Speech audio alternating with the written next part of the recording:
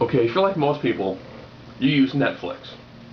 I currently use the unlimited DVD and one DVD, unlimited streaming, one DVD at a time.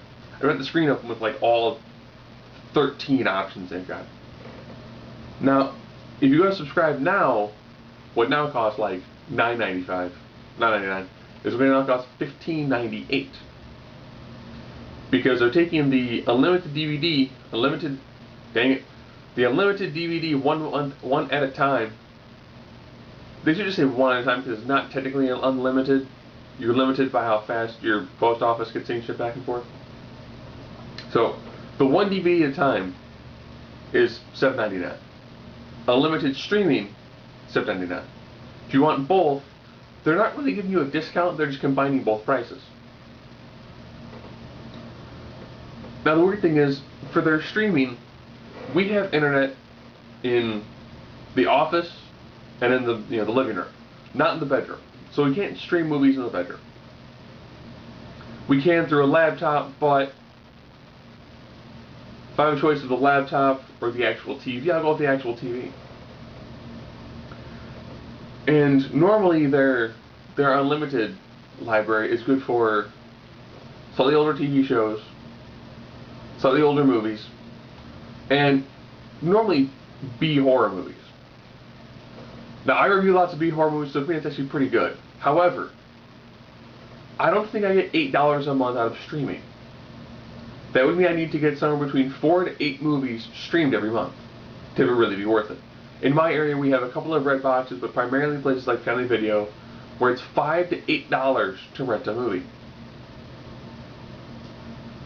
We do have Comcast, and on demand, again, it's $5 to $13 to see a movie, depending on the movie. So I know lots of people talking about how they're going to entirely drop Netflix.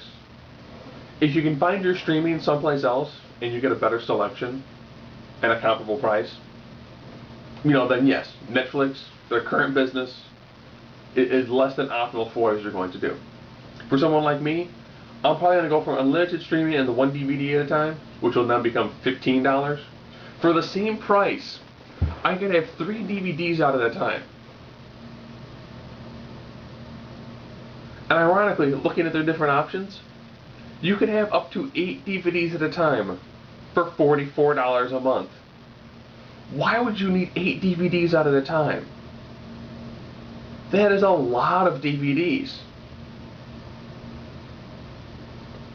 If you live in an area where it took a long time for the mail to get to you, yes, I could see that.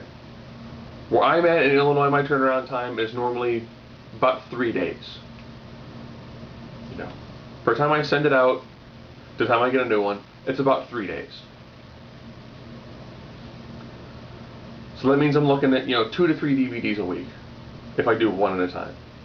So I'll probably drop unlimited streaming. So I'll probably still keep Netflix. However, as opposed to going from $10 to $16, I'll go from $10 to $12.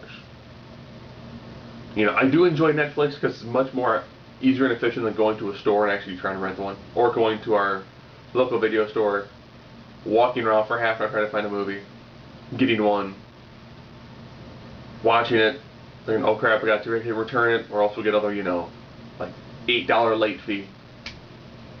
So, is it smart for Netflix to do a 60% increase? No. Should they do a bundle like everyone else does? Well, this is $8, this is $8. If you do the two, it's $14. But, unless I can assume that the price that it costs for them to mail things has gone up, as well as the price, as well as probably the amount of money they spend to actually own the digital rights to stream it. So, if you haven't joined Netflix, you need to take a serious look at it now. It's no longer $10. It's $16 if you want to do their most popular option. If you don't want to do streaming, you can probably go with something $8 to $12 a month, depending on how many movies you actually rent and what you actually do in your cost-benefit analysis of it.